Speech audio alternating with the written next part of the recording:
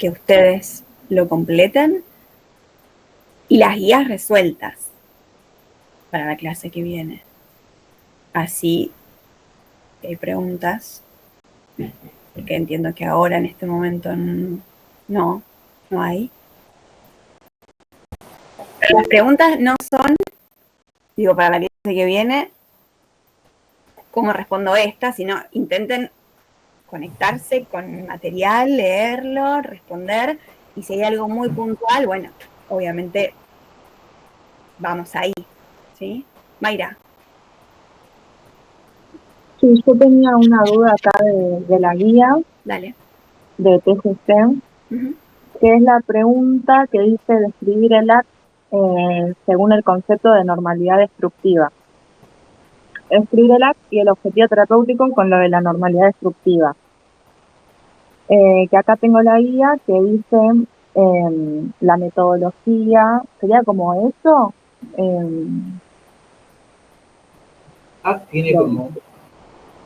Tiene como manera de pensar la realidad de las personas en estos términos, normalidad destructiva. O sea que el malestar no es algo a eliminar, sino que es parte de la vida. Sí. Entonces, si el malestar es parte de la vida, en los procesos de flexibilidad psicológica estaría la clave para poder generar justamente esa aceptación. La metodología de ACT es generar flexibilidad, el objetivo es generar flexibilidad. Yo tenía entendido que el objetivo de ACT era más como normalizar el dolor sin que sea destructivo, digamos, como que la persona pueda vivir en base a sus valores y sus metas con el dolor sin suprimirlo, pero tampoco con que sea destructivo, digamos. No tanto desde el lado de la flexibilidad cognitiva, si bien está relacionado, obviamente. Está todo, lo que dijiste está todo perfecto, pero cuando ACT piensa en la normalidad destructiva, lo que quiere decir es que nuestra vida normalmente incluye el dolor, que no es algo a dejar de lado. No es que una persona pueda vivir, o sea, las personas vienen y yo quiero ser feliz. Bueno, yo no puedo hacer eso. Yo puedo tratar de ayudarte a vivir de acuerdo a tus valores. En ese vivir de acuerdo a tus valores encontrarás momentos de felicidad y muchos momentos de dolor. Sí. La idea no es que sufras de más, sino que sufras o dueles de acuerdo a las circunstancias que tienen que ver con tus valores. Se llama normalidad destructiva justamente para ponerlo en contrapartida a la felicidad o el bienestar natural de la existencia. Esta idea de que la homeostasis o el equilibrio implica felicidad, ¿no? La salud en términos de bienestar. La salud no tiene que ver en términos de bienestar. Para la salud mental no tiene que ver con un bienestar constante, tiene que ver a veces con momentos de dolor. Atravesar. O sea, que lo central es, por más que la normalidad del dolor sea destructiva, el objetivo siempre es que esté el dolor, digamos. No. El objetivo es vivir de acuerdo a los valores de cada persona. Sí. Sin tratar de evitar el dolor. La flexibilidad psicológica tiene que ver con un ejemplo. Este ejemplo que yo ponía del paciente con su amigo. Bueno, si yo quiero para mí es importante ser un buen amigo, un amigo presente para este amigo y para el resto de mis amigos, y voy a tener que estar presente en este momento de mierda que tiene que ver con la muerte de uno de ellos. ¿Me voy a sentir mal? Por supuesto que me voy a sentir mal. Ahora, esto es parte de cómo yo quiero vivir mi vida. No puedo hacerlo a un lado. No puedo correr el dolor y llegar a un estado de felicidad plena acompañando a un amigo que está muriendo. No puedo sostener una pelea con mi pareja en un estado de felicidad plena. A veces nos peleamos. A veces, nos sentimos mal en la interacción, pero no significa que sea algo a hacer a un lado. Es parte de la experiencia. Parte de la experiencia vital de los seres humanos es atravesar dolor. Entonces, por eso es una normalidad destructiva. En algún momento vamos a tocar circunstancias dolorosas. Y si nuestros valores apuntan hacia ello, y tendremos que atravesarlo. Otro ejemplo, qué sé yo, tener hijos. Yo quiero tener una familia. Tengo hijos. Bueno, tener hijos es vivir preocupado toda la vida hasta el día que te morís. No hay otra. No hay otra. Y pueden tener tus hijos 70 años y vos 90 y vas a estar preocupado porque el día de frío salga abrigado. Es algo natural, tiene que ver con nuestra propia existencia, de eso se trata. Act, cuando propone esto, lo está poniendo en contrapartida a esta idea de que la psicoterapia lo que hace es estabilizar a la persona en términos de felicidad. Bueno, haré terapia para ser mejor persona. ¿Qué significa ser mejor persona y no tener problemas? Y bueno, ellos estamos en un quilombo. No tiene que ver. Claro, o sea, los objetivos sería, como vos decías, ¿no? O sea, apuntar a los 6 procesos de flexibilidad psicológica. También un poco, ¿no? Que es esto de la aceptación. Igual, Mayra, esto ahora que lo preguntás, yo me quería decir. Las preguntas de la guía que se responden con la ficha, las palabras están en la ficha, no se enrosquen tanto, no tienen que elaborar demasiado. No, sí, estoy bastante claro. Yo justo con esta tenía duda porque la normalidad destructiva la tenía más asociada como a lo patológico. Porque en la guía te dice amplificar o exacerbar procesos patológicos. No lo tenía asociado tanto al dolor normal que el ACT dice que hay que aceptar. Para nosotros, el dolor es normal. Sí. La vida tiene que ver con ese dolor. A veces sufrimos de más. Por ejemplo, muy tonto. Yo voy a fiestas y yo considero que soy una persona poco atractiva, poco interesante, entonces todas las veces que voy a fiestas y veo que hay gente que está hablando entre sí, me siento mal. Entonces empiezo a tomar. Pues me voy de la fiesta, llego a mi casa y me bajo 3 botellas de vino. Entonces, con el tiempo voy desarrollando alcoholismo. Y empiezo a sufrir porque estoy tomando todo el tiempo, pierdo trabajo, me peleo con la gente que conozco, estoy todo el día de mal humor, etcétera, etcétera, etcétera. Entonces, yo tengo un dolor particular que es esta creencia de que soy poco atractivo y poco interesante. Empiezo a defenderme de esto bebiendo. Empiezo a hacerlo a un lado bebiendo. ¿Por qué? Porque cuando uno bebe suele tener momentos de euforia al principio, momentos de euforia, de desinhibición, y me siento bien, pero después me siento mal porque tomo. Entonces lo que estoy haciendo es a este dolor aplicarle otras capas de dolor y distanciándome de este, creo una barrera de sufrimiento. O sea, yo empiezo a sufrir porque tengo un problema social, si se quiere, o de las relaciones interpersonales, por lo que fuere, y a esto le agrego otro dolor. Otro ejemplo tonto, por ejemplo. No sé si alguna vez te ha pasado de atravesar la circunstancia de la muerte de una mascota. Una mascota muy querida, años de tener esta mascota, y la mascota se muere. Pasa esto, las mascotas se mueren. Y algo que pasa mucho en duelos es esto. Bueno, yo no quiero tener más gatos. Entonces yo digo esto, no quiero tener más gatos, pero me gustan los gatos. Es un ejemplo muy estúpido lo que estoy haciendo, ¿eh? No lo tomen como algo súper interesante. Entonces no tengo gatos, pero me gustan los gatos. Y me siento solo. Y tal vez una forma de no sentirme tan solo sería tener un gato, pero yo no quiero tener más gatos.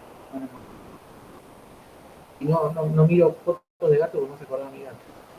Y no voy a la casa de mi amigo porque tiene un gato y me hace acordar a mi gato. Entonces no voy de esto, empiezo a este dolor, que es un dolor absolutamente natural en nuestra existencia, que son los afectos, más allá de que sean humanos o no, los afectos que perdemos, nos duelen, los empezamos a tapar con otras cosas, con evitación, con estas conductas por exceso o por defecto. Exceso era la de beber de antes, por defecto, o por no hacer imaginación, es esta de, por ejemplo, de no conectarme con una parte importante de mí, que es el punto de pasa en las relaciones interpersonales, cuando no nos juntamos con alguna persona porque nos lastima su recuerdo siquiera, entonces alejamos a esa persona, y cuando alejamos a esa persona alejamos a toda la gente que está alrededor, y si es parte de nuestro grupo de amigos, empezamos a alejar nuestro grupo de amigos, entonces nos vamos a ver más solo, y estamos a una distancia enorme de uno del otro, y si lo aceptáramos como parte de la existencia,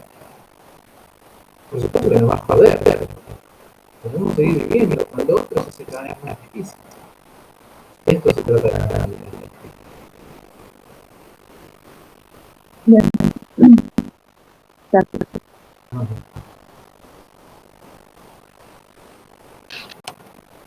Entonces, ¿puedo preguntarle a Ricky sobre la guía de psicoanálisis? No llegué a la tuya, pero la estuve viendo y más o menos va bien. Pero la de Ricky tenía algunas dudas, espera que la hablo. Dale. Sobre todo la primera, cuando dice qué cambio epistemológico trajo para el psicoanálisis, al refiere al descubrimiento del inconsciente, sería el cambio epistemológico. Sí. Y porque decía, venía de esto de pienso, luego existo, soy ácido de los bienes. Sí. Y acá, o sea, que se refiere al consciente, ¿no? Que está ligado a la casa como Esa idea narcisista claro. de la que hablábamos en primer. Lo físico es diferente a lo consciente. Claro, no todo lo psíquico es consciente. Una parte de lo psíquico y consciente y otra parte para el psicoanálisis es como más peso inconsciente. La verdad, no vamos a entrar ahí. Soy donde lo pienso. El sujeto no encuentra lo racional. No sé cómo hagas, o sea, el cambio epistemológico, descubrimiento inconsciente. ¿Cómo sigo? Hay una ruptura en el pensamiento, ¿no? Del mundo racional, de la preponderancia que se logra en la conciencia, pasamos a ponerle el peso al inconsciente, que por supuesto, Freud, él, y vienen a decir acá, fíjense él, acá hay verdad en esto, en lo inconsciente. Por eso también lo pensamos como una guía narcisista. De repente el sujeto, el hombre, se encuentra dominado por algo que no puede dominar. Pero no está advertido, y lo que no quiere saber, ¿no? Viene a confrontar con esto, Freud. Sí. Está en colación con el texto de cómo surgió el psicoanálisis en Argentina, o sea, de cómo era antes, no. Esa fue la primera clase. Sobre eso no vamos a preguntar, ¿no, Darío? No está en la guía. No está en la guía. Ese texto tiene que ver con lo que hablamos en la primera clase, todo el recorrido y todo lo que está pasando en nuestro país. No. La ley tampoco. La ley no. Para el final, pero no para el parcial. ¿Te respondí un poco a eso? Sí, está bien. O sea, más o menos no sabía cómo seguir completándola, pero o sea, inconsciente y bueno, y que ahora más o menos va. Este quiebre, ¿no? Lo que se venía pensando, esta afirmación de Descartes, ¿no? Pienso lo existo, y esta reversión lacaniana. Lore. Dale, pregunta. ¿Se podría ubicar como cambio epistemológico la importancia que le da la sexualidad? Como el origen de. Como el origen, sí. Y acá tengo anotado como lo decisivo de la infancia también. Ese momento que es fundacional de la subjetividad. Sí, ¿podría ser? y hay otro cambio. El más grande es el del inconsciente.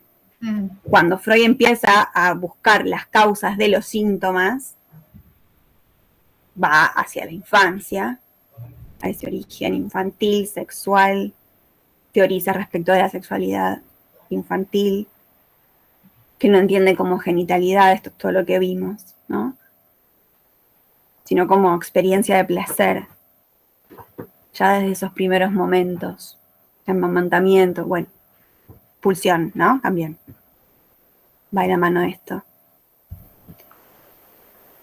Pero vayamos más por el lado de Agus, ¿no? Lo que ella trae respecto del inconsciente y esta otra forma de pensar al sujeto. No indiviso, sino dividido entre consciente e inconsciente. La gama a decir entre lo que dice y quiere decir.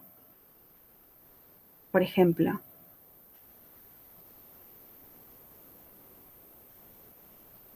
Después, la otra que tenía duda es la última. No, para. Destaque qué cambios propuso Lacan a la clínica psicoanalítica. Ahí serían los registros, los 3 registros, porque ahí tengo duda. ¿Cuál sería? No. Tiene que ver con la clínica, con el trabajo, con los pacientes. Por ejemplo, pensemos en las intervenciones del analista, las interpretaciones. ¿Se acuerdan qué diferencia había en el modo de interpretar y de intervenir que propone Lacan y que impuso Freud? Puede ser que sea interpretar desde el equívoco, que hay que hablarle al inconsciente como él mismo habla. Sí. ¿Qué es lo que hacía Freud? ¿Cómo interpretaba? ¿Qué le decía a los pacientes? Ay, no me acuerdo. ¿En qué momento? Lo que usted le asociación libre. Claro. Hacía asociación libre. Por supuesto, sí, también va por ahí Lacan, pero Freud en un momento decía, lo que a usted le pasa es que tiene un amor reprimido por su madre, ¿no? Hay toda una explicación desde la interpretación que Freud daba. Imponía sentido, dice Lacan. Y lo que él propone no es armar sentido, sino todo lo opuesto, apuntar al sinsentido. Por eso lo del equívoco, ¿no? Que trae Lore. Más que entregarle algo armadito, desarmar, poner en cuestión, interrogar. Por un lado, eso, y por el otro, creo que la diferencia también que podemos agregar como importante es la intención lacaniana de acortar. Freud, sesiones largas, 45 minutos. Las sesiones lacanianas se caracterizan por ser breves. Los analistas hablan poco. ¿Lo de acotar el goce es eso? Claro, sí. Tiene que ver, recortar. Se dice muchísimo, el paciente viene, habla, y el analista subraya un significante. Es una orientación reduccionista. Nos llenamos de palabras. Acotamos. Recortamos. Porque no queremos imponer sentido. No, como dijimos, ir por el otro camino, del sinsentido, del equívoco. Ubicar cuáles son los significantes amos, los que nos representan, ponerlos en cuestión. No comprender, escuchar sin comprender.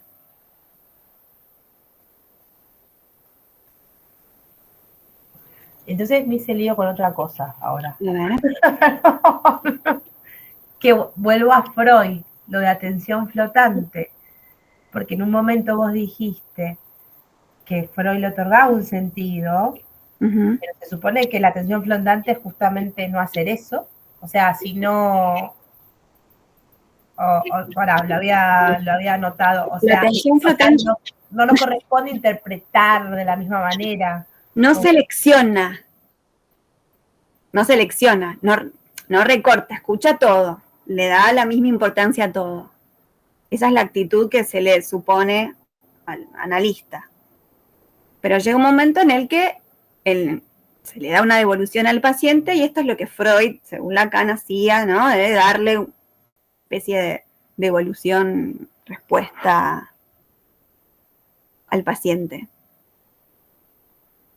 Sería que la atención flotante es a la hora de escuchar y no de interpretar o de intervenir, digamos.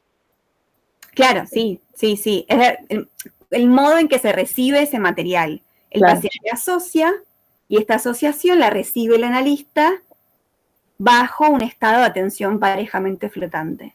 Claro, en la intervención sí se selecciona, ahí sí. Bien. Sí, algo se subraya, algo se recorta, claro, sí.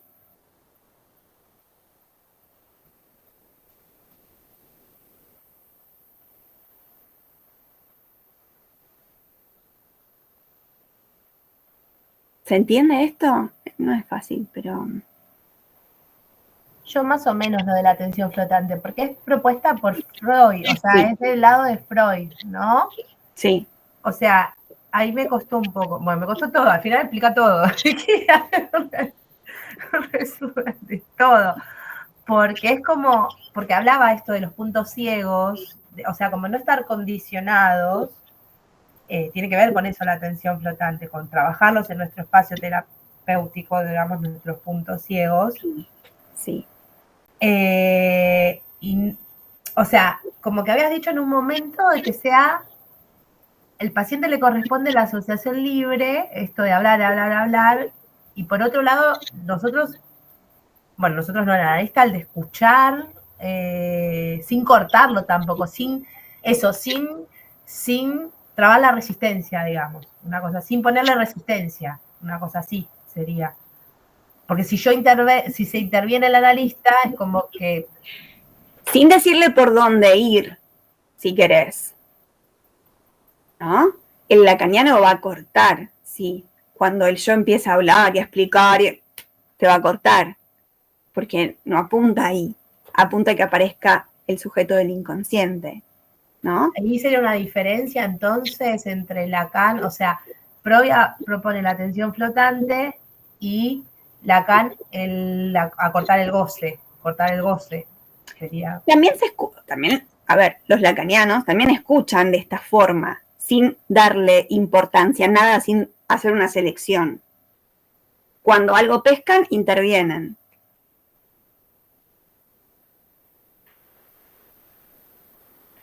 Pueden, para simplificar entonces, pensar en esta orientación reduccionista, de corte, de brevedad, que va de la mano, de no apostar por armar un sentido ahí, ¿sí? Sino por buscar el sinsentido. El malentendido del lenguaje tiene que ver con esto, la división, dividir al sujeto.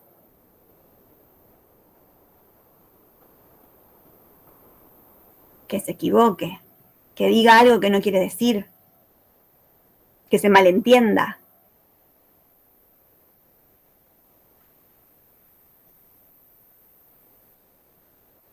Escuchar algo, ¿no? Bueno, en el ejemplo que les traje de la serie, cuando viene el paciente de Marral y le dice, la pareja de mi padre, y después se corrige, yo quiero la pareja de mi padre, y en realidad quiere decir, yo quiero una pareja como la de mis padres.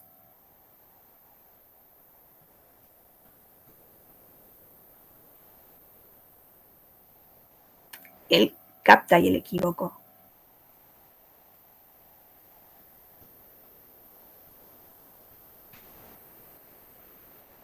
Bueno, ¿va? Más o menos. Tampoco van a ser analistas, entonces. La idea es entender cómo se abordan los casos parados en las diferentes teorías y las diferentes corrientes, enfoques.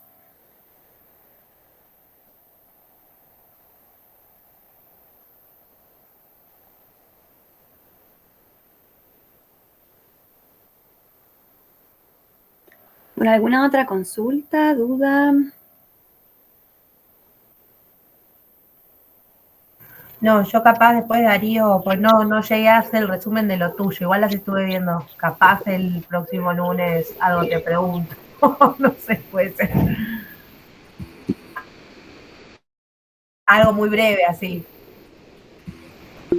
Vicky, ¿Viste? Tienen 3, 4 hojas por clase. No tienen que resumir eso, no vayan a resumir eso porque no tiene sentido, es muy poca información, no se gasten con eso. Fíjense cómo pueden responder las preguntas que están en las fichas y ya está. Ni siquiera vayan al Power. El Power tiene más información que la que necesitan para poder responder. No se enrosquen con eso. Si hay alguna duda, por supuesto, pregunten por WhatsApp, no hay problema. Pero traten de enroscarse lo menos posible. No es la idea preguntarles algo que les haga volar la cabeza. Al contrario, la idea es que prueben.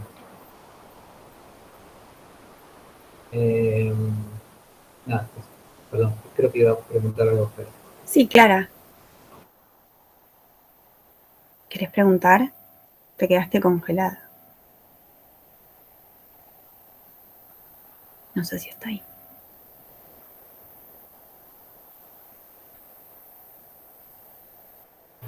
Perdón, aprovecho entonces. Gestalt no va. No, que no vaya. No. Digo, porque como no está en la guía. No va. Va para el final. Todo lo que no entre al parcial va para el final. Okay. Bueno, quedó claro que tienen que el lunes ir con todo resuelto, con la guía resuelta, para también poder hacer el cuadro. ¿Sí? Si no, va a ser un chino. Si se ponen a leer en la clase por primera vez las fichas o los power, va a ser un lío. Ahí volviste, Clara. ¿Querés preguntar? ¿Escuchás? sí. Vicky, Sí. sí. ¿Me escuchás? Sí. Yo solo tengo una sola pregunta porque ya tengo casi... Me falta la 5. ¿Viste los textos que trabajamos? Sí. Había... tengo la duda de cuáles son los que deberíamos usar, porque hay unos que dicen que eran como sugeridos, de los sugeridos. No, de los sugeridos ninguno. Los obligatorios de Freud son los técnicos, o sea, el que se llama consejos al médico y sobre la iniciación del tratamiento. Ay, se quedó congelado de vuelta. Bueno. ¿Consejos al qué? ¿Consejos al médico? Consejos al médico y sobre la iniciación del tratamiento. Son los dos textos técnicos de Freud que trabajamos, donde él habla ahí de la terapia, de cómo se trabaja, qué es lo que hace.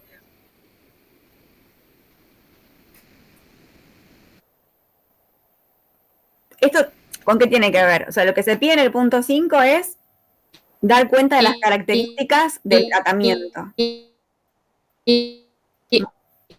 ¿Y cuál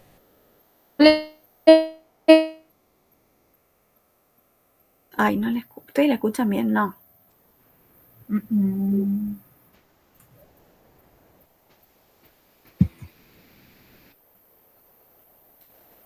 Bueno. Díganle. Eso es lo de, lo que pregunta es la de las entrevistas preliminares, la fijeza de horarios, es esa. Claro, todo eso despliega Freud en los dos textos, desde que usa el diván, que no, les deja a los pacientes hablar de lo que quieran, que interpreta bajo transferencia, que les da un horario fijo, que no se pueden predecir los efectos, la duración, todo eso, sí, tienen que ver, que los honorarios tienen que ser costosos, va por ahí. Él le escribe, ¿sí? ¿Cómo es el tratamiento? ¿Cómo lo piensa? ¿Qué coordenadas sigue? Lo orientan. ¿Entendiste, Clara? ¿Sí? Bueno. Sí, Vicky. Es la única que me falta contestar. Perfecto, bueno, es por ahí.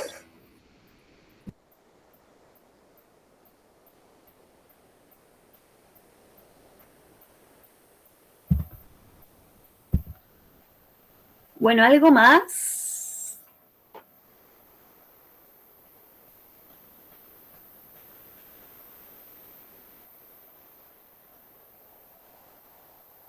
No.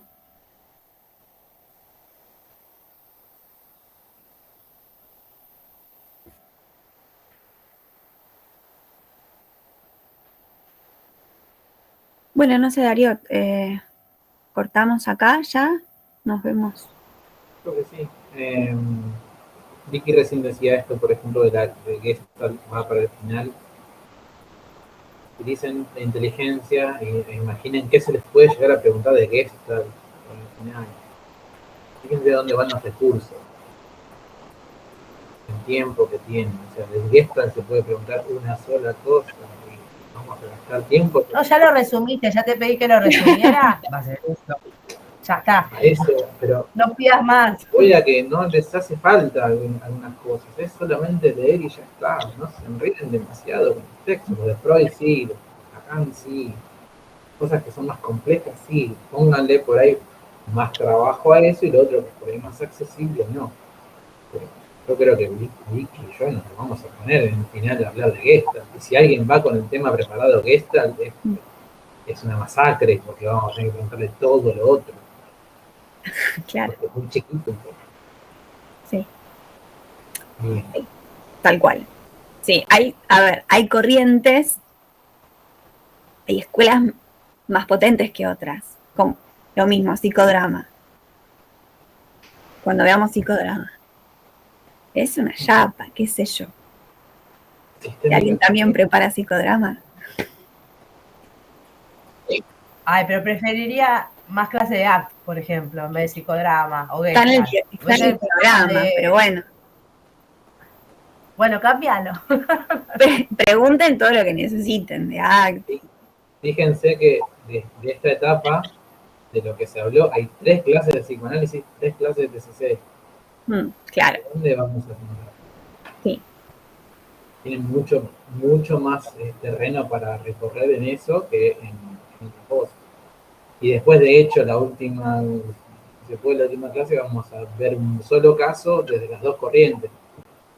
No desde Gestalt, ni desde sistémica, ni desde drama.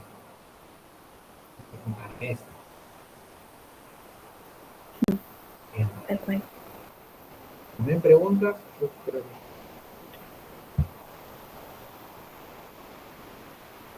Bueno, nos vemos el lunes en la universidad. ¿Sí? Cualquier cosa igual, hablamos.